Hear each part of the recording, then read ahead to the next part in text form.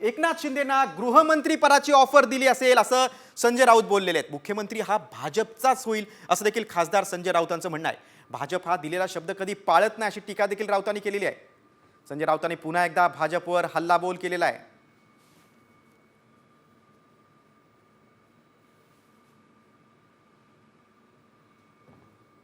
भाजप हा दिलेला शब्द कधी पाळत नाही अशा शब्दामध्ये खासदार संजय राऊतांनी भाजपवर निशाणा साधलेला आहे।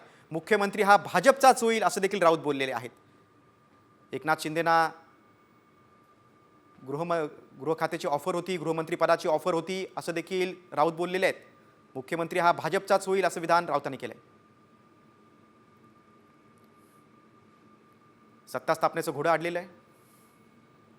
कदाचित केंद्रामध्ये गृहमंत्री पदाची ऑफर केली असेल, त्या बदल्यात भविष्यात प्रधानमंत्री करतो असंही सांगितलं असेल।